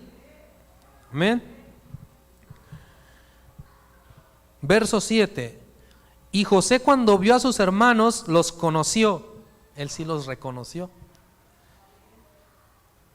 Mas hizo como que no los conocía y les habló ásperamente y les dijo, ¿de dónde habéis venido? Ellos respondieron, de la tierra de Canaán, para comprar alimentos. José pues conoció a sus hermanos, pero ellos, ¿qué cosa? No le conocieron.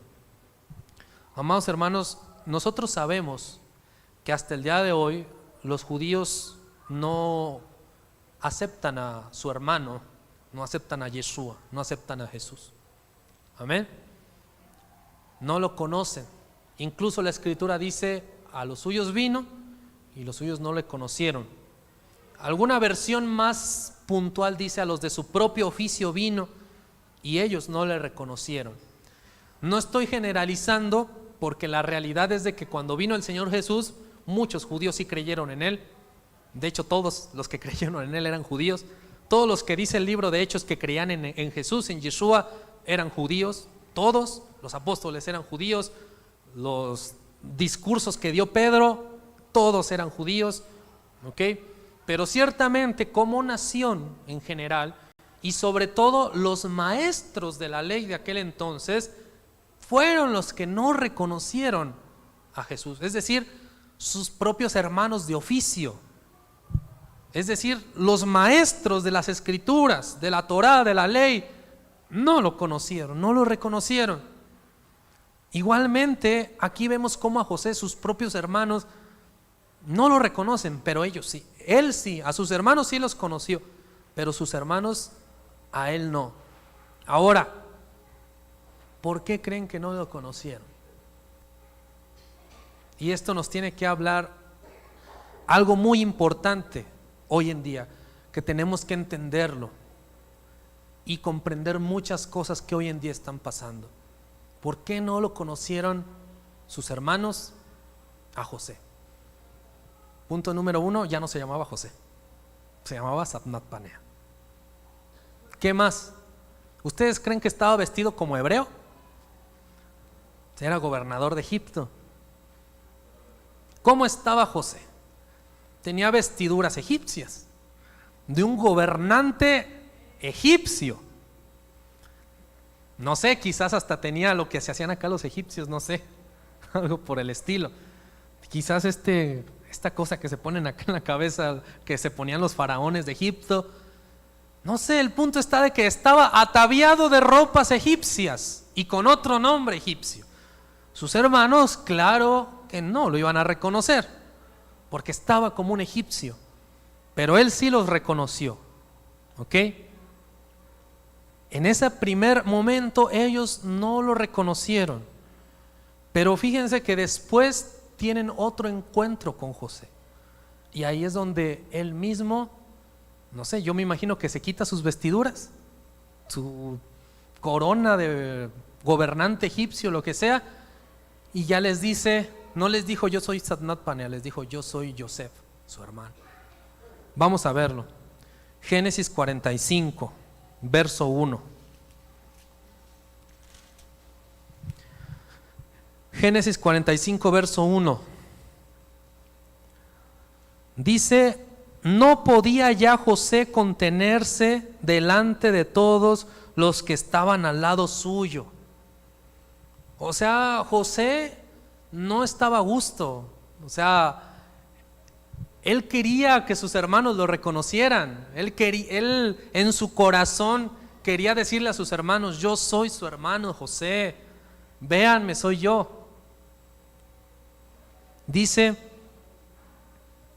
no podía ya contenerse, y les dijo, y clamó y dijo: haced salir de mi presencia a todos. Y no quedó nadie con él al darse a conocer José a sus hermanos. Entonces se dio a llorar a gritos. Y oyeron los egipcios, y oyó también la casa de Faraón. Y dijo José a sus hermanos: yo soy José, ¿vive aún mi padre? Y sus hermanos no pudieron responderle, porque estaban turbados delante de él. Entonces dijo José a sus hermanos: acercaos ahora a mí. Y ellos se acercaron y les dijo: yo soy José vuestro hermano, el que vendisteis para Egipto. Ahora pues no os entristezcáis, ni os pese de haberme vendido acá, porque para preservación de vida me envió Dios delante de vosotros. Amén. ¿Qué quiere decir esto? Amados hermanos, si los judíos, si los israelitas no aceptaron al Señor Jesús, o no lo aceptan todavía, no es porque nosotros, no es porque tú o yo seamos mejores que ellos. ni es porque ellos sean lo peor o no sirvan o algo por el estilo. Dios permitió eso para que Jesús, para que Yeshua llevara vida a todo Egipto, para que llevara vida a todo el mundo. Por eso José les dijo a sus hermanos: no os entristezcáis, porque eso que me hicieron, Dios lo permitió para preservación de vida. Lo que le pasó al maestro y el rechazo que sufrió y que hasta el momento sigue sufriendo de la casa de Israel, es con el propósito de que Él llevara vida a todo el mundo, de que preservara con vida nuestras almas, la tuya y la mía, y de todos los que han creído en Él. Pero vienen los días, y yo creo que estamos pronto, en que Yeshua mismo se va a revelar a sus hermanos, la casa de Israel, así como Yosef, así como José lo hizo con sus propios hermanos. Porque José mismo dice, verso 1 del capítulo 45, dice que no podía contenerse. Él ya quería revelársele a sus hermanos. Y yo estoy seguro que en estos últimos tiempos igualmente el Mesías ya no contiene más. Él quiere darse a conocer a sus hermanos, a los hebreos, a los judíos, a los israelitas. Él quiere decirles, ya quitarse esos atavíos egipcios, vestirse como hebreo y decirles: yo soy Yeshua, yo soy su hermano, yo soy el Mesías al que rechazaron.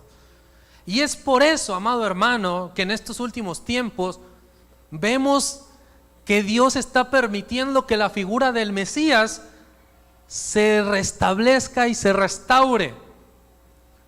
Porque todos nosotros, y hablo en general, todos nosotros vestimos al maestro de egipcio. Lo vestimos como romano, como griego, hasta como hippie. ¿Quién sabe qué tantas cosas visten a Jesús? De la figura de Jesús se quieren colgar todos, hasta las feministas he escuchado hablar. ¿Ok? Hasta el movimiento LGBT se quiere colgar de la figura de Jesús. Y vemos cuadros donde lo pintan, pues quiero entender, eso parece un griego, un romano, menos un hebreo, que es lo que fue. Parece todo menos un hebreo o un judío. Vemos cuadros de la última cena, ¿verdad? Si lo ubican. Con un tremendo panezote bien inflado. Y la última cena fue una cena de Pesaj, una cena de la Pascua.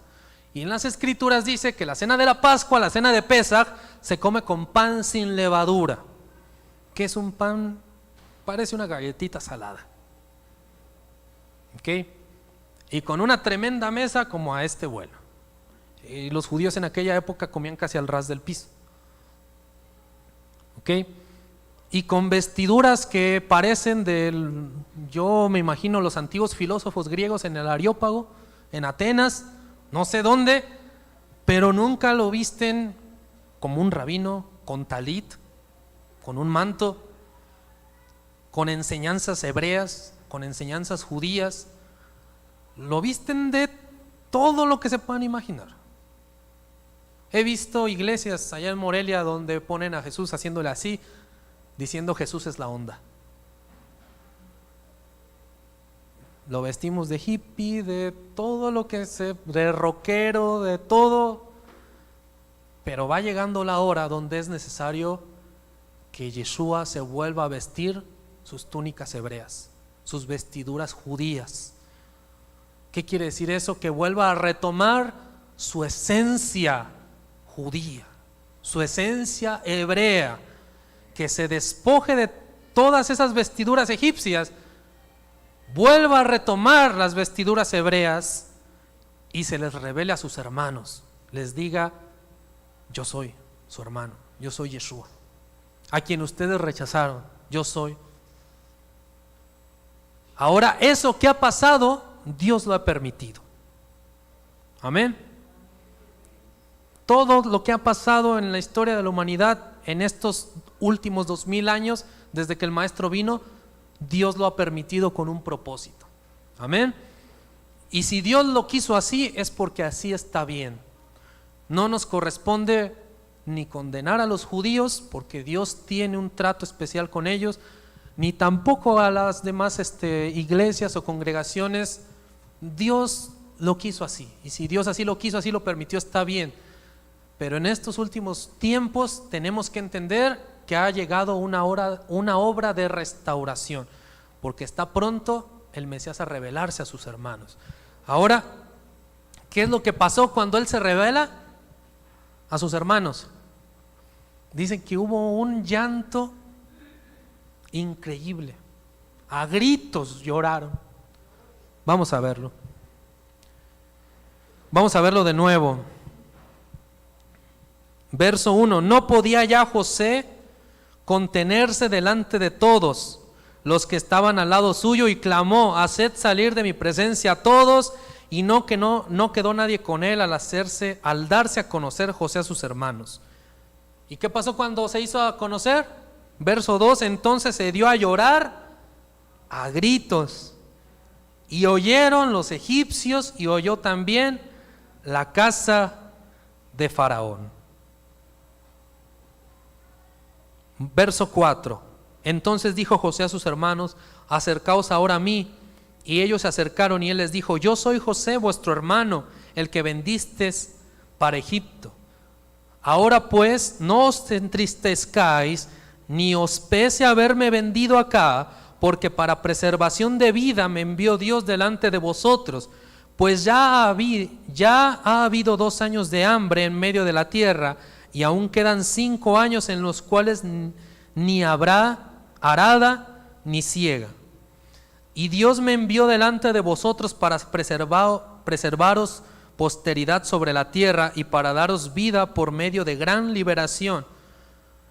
Así pues, no me enviasteis acá vosotros, sino Dios, que me ha puesto por padre, fíjense, por padre de Faraón, y por señor de toda su casa, y por gobernador en toda la tierra de Egipto.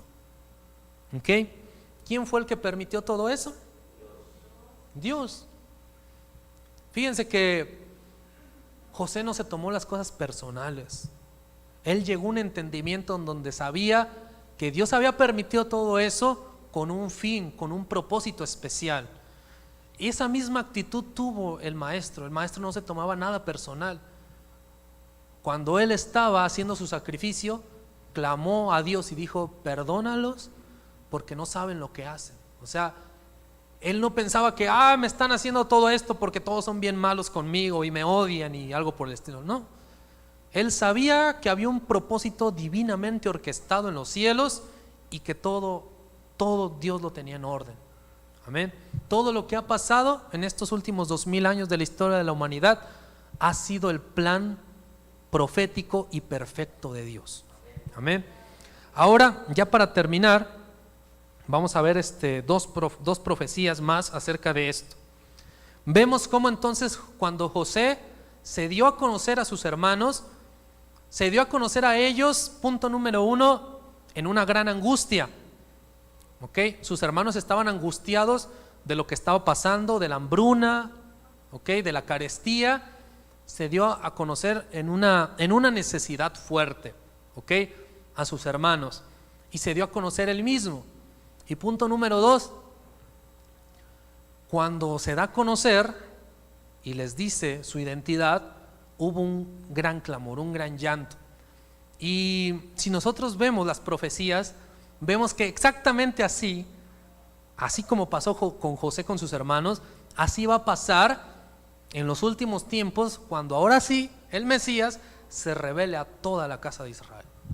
Vamos a ver Zacarías capítulo 12, verso 8.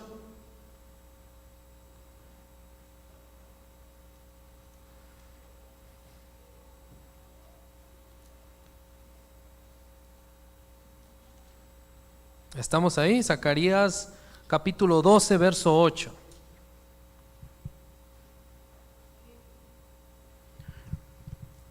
Si nosotros leemos el contexto, nos habla aquí que en los últimos tiempos Israel va a tener una situación angustiosa.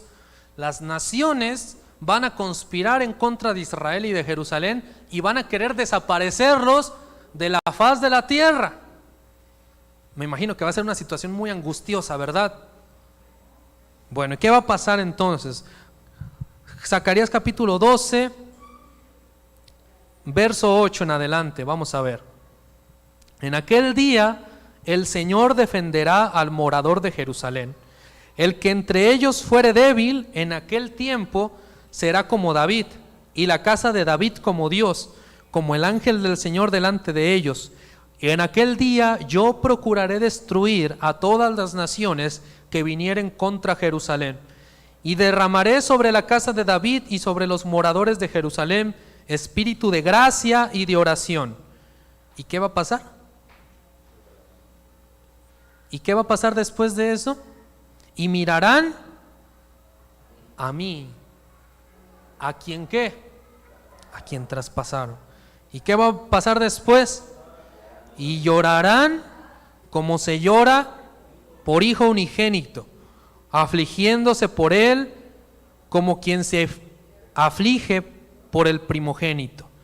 En aquel día habrá gran llanto en Jerusalén, como el llanto de Adadrimón en el valle de Megiddo. Y la tierra lamentará cada linaje aparte, los descendientes de la casa de David por sí y sus mujeres por sí. Los descendientes de la casa de Natán por sí y sus mujeres por sí. Y los descendientes de la casa de Leví por sí y sus mujeres por sí. Y los de Simeí y sus mujeres por sí. Y todos los otros linajes, cada uno sus mujeres por sí. ¿Qué va a pasar entonces? Vemos que es lo mismo que pasó con José. Los hermanos de José estaban en una situación angustiosa. ¿Y quién fue quien los ayuda? Su hermano José. En los últimos tiempos Israel va a estar en una situación angustiosa. ¿Y quién los va a librar? El Señor mismo. Él va a defender, dice la Escritura, al morador de Jerusalén. Él los va a defender de todas las naciones que vengan en contra de ellos. Y dice que les va a dar una fortaleza increíble, donde el más débil en aquel tiempo va a ser como David. Imagínense cómo va a ser el más fuerte. Les va a dar una fortaleza increíble y va a derramar sobre ellos espíritu de gracia y de oración. Y entonces ahora sí viene una revelación muy especial. Y dice, y después, dice aquí, habla la Escritura, me mirarán a mí. ¿A quién qué? A quien traspasaron. Y cuando eso pase, cuando ellos vean que aquel que los acaba de librar del exterminio total es al que habían traspasado. ¿Quién traspasaron? A Jesús, a Yeshua. Cuando vean que ese hombre misterioso es el que los ha protegido, dice que van a llorar como se llora por el Hijo unigénito, que va a haber un clamor, un llanto en toda la tierra de Israel y en todo el mundo también. Igualmente que como pasó con José, cuando se dio a conocer a sus hermanos, ¿qué pasó? Hubo llanto en toda la tierra de Egipto. Se lamentaron de que quien los salvó era quien habían vendido, a quien habían rechazado. Pero así como José los consoló y les dijo: no os entristezcáis por lo que me habéis hecho, porque todo eso Dios lo permitió. Igualmente en estos últimos tiempos tenemos que entender todo lo que ha pasado, ese adormecimiento del pueblo de Israel, del pueblo judío, de no conocer al Mesías, es porque Él mismo así lo permitió, para que Él llevara vida a todo el mundo. Amén. Seguimos en el capítulo 13, verso 6. Y le preguntarán: ¿qué heridas? ¿Qué le van a preguntar al Señor? Le preguntarán: ¿qué heridas son estas en tus manos? ¿Y qué les va a responder Él? Y Él les responderá: con ellas fui herido en la casa de mis amigos. En otras palabras, yo soy el Mesías. Yo fui herido en la casa de mis amigos, en la casa de mis hermanos, la casa de Israel, tiempo atrás.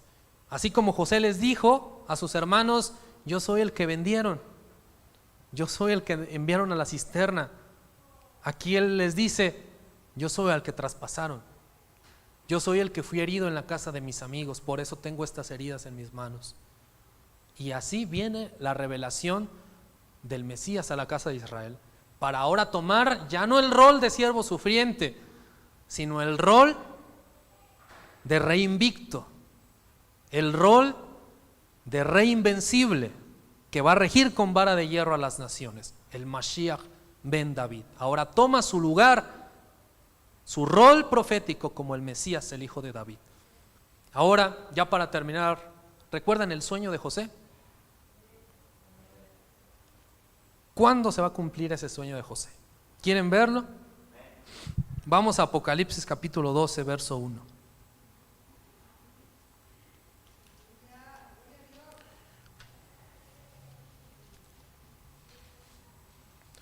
Apocalipsis capítulo 12,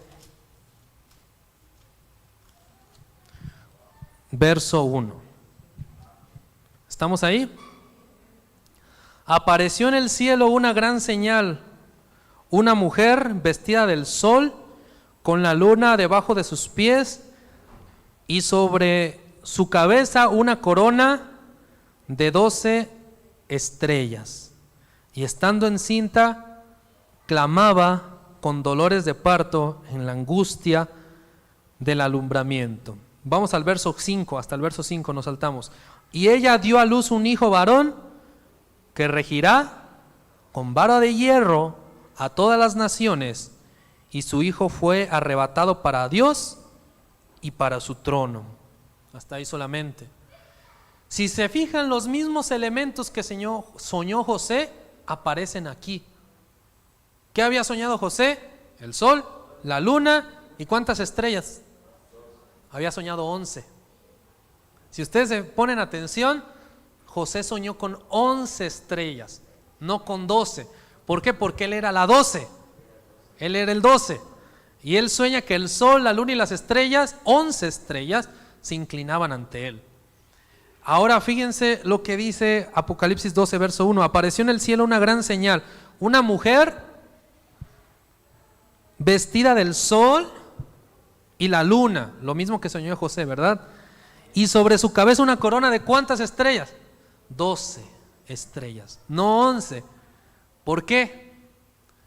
Porque aquí ya va incluida la totalidad de las 12 tribus de Israel. ¿Ok? Vamos, esta alusión profética, que no tiene nada que ver con la Virgen ni nada por el estilo, haga la aclaración como a veces se ha pensado, está diciendo que los padres de Israel, el sol, las matriarcas de Israel, la luna, las tribus de Israel, las 12 tribus de Israel, de ese pueblo, que aquí lo identifican como una mujer, del pueblo de Israel, iba a venir el Salvador del mundo, el Mesías. Por eso dice el verso 2 que la mujer estaba encinta en la angustia de su alumbramiento. Y una vez de que ya da a luz a ese niño, a ese hijo varón, ¿qué se dice de él? Verso 5. Y ella dio a luz un hijo varón que regirá con vara de hierro a todas las naciones, y su hijo fue arrebatado para Dios y para su trono. Allí se cumplirá lo que soñó José desde tiempos antiguos. El sol, la luna y las estrellas se inclinarán ante él. Es decir, todo el pueblo de Israel reconocerá que él es el Mesías, y empieza desde entonces el reino mesiánico, el reino del hijo de David, el rol del Mesías como Mashiach ben David, como el Mesías hijo de David. Ahora, ¿quieren saber cuál va a ser ese rol del Mesías ben David? Pues eso se los digo después que me vuelvan a invitar. Amén.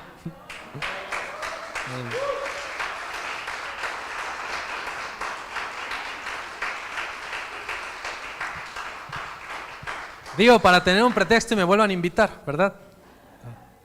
Aleluya. ¿Cuántos están contentos hoy de la palabra de Dios, del mensaje de la palabra de Dios? Bueno, si estás agradecido, estás contento, si has hallado paz para tu alma, edificación, si tu alma ha sido alimentada por ese pan de vida que es la palabra de Dios, te invito a que te pongas de pie. Vamos a orar unos momentos a nuestro Padre Celestial. Y yo espero que haya quedado algo en tu corazón que te mueva, que te motive a estudiar las Escrituras a profundidad. ¿A cuántos les gustaría estudiar las Escrituras a profundidad después de este mensaje? Que puedas contemplar, saborear un poco las mieles, las delicias de la Escritura, y veas que hay un tesoro escondido inmenso que ni siquiera nos imaginamos en las Escrituras. Amén. Mucho más profundo, mucho más rico de lo que nuestra mente puede llegar a concebir. ¿Cuántos sabían todas estas claves en la vida de Joseph, en la vida de José? ¿Les gustaría encontrar otros tesoros así en la Escritura? Bueno, amado hermano, sigue escudriñando las Escrituras, sigue estudiando. Amén. El maestro dijo: escudriñen las Escrituras, porque de cierto os digo que en ellas tienen la vida eterna. No nos quedemos solamente con un mensaje quizás superficial. De verdad escudriñemos, de verdad profundicemos. Eso verdaderamente que trae fortaleza a nuestra alma, a nuestra vida. Y vamos a orar allí unos momentos. Y vamos a pedir que hoy Dios sea el que confirme esta reflexión, esta palabra, este mensaje en nuestros corazones. Padre eterno, Dios todopoderoso, hoy venimos delante de tu presencia, Señor, para darte a ti la gloria, la alabanza y la exaltación. Mi Dios todopoderoso, de ti depende todo, de ti depende la revelación de tu palabra. Tuyo es el entendimiento, no del hombre, Señor. Tuya, Padre eterno, es la sabiduría, la inteligencia, la ciencia. De ti proviene todo. Y por eso hoy te rogamos y te pedimos, Padre celestial, que abras nuestro entendimiento para entender las Escrituras. Así como el maestro le abrió el entendimiento a sus discípulos, así abre, Padre eterno, nuestro entendimiento, nuestro razonamiento, para saborear las delicias de tu palabra, para poder disfrutar de esa riqueza espiritual de tu palabra. Por algo, Señor, nuestro maestro exhortó a escudriñar las Escrituras, porque en ellas está la vida eterna, a ser diligentes, Padre celestial. Pero sabemos también, Padre eterno, que si tu Santo Espíritu no hace la obra, Padre eterno, es en vano todo. Padre eterno, aquí están nuestros corazones, tómalos. Aquí está nuestro entendimiento, nuestro razonamiento es tuyo, Padre celestial. Padre eterno, trae luz, Señor, a nuestros ojos, a nuestro corazón, al momento de acercarnos a tu palabra, Padre celestial, y que hoy tu palabra traiga fortaleza. Que hoy, Señor, este mensaje de tu palabra traiga edificación, traiga ánimo a nuestra vida para seguir adelante, traiga motivación a nuestro espíritu para seguir, Señor, adentrándonos en tus caminos, en tu palabra, Señor, a comprender esas implicaciones maravillosas y proféticas que sean escritas, Señor, que sean anunciadas, Señor, en lo que escribieron tus siervos, Padre eterno.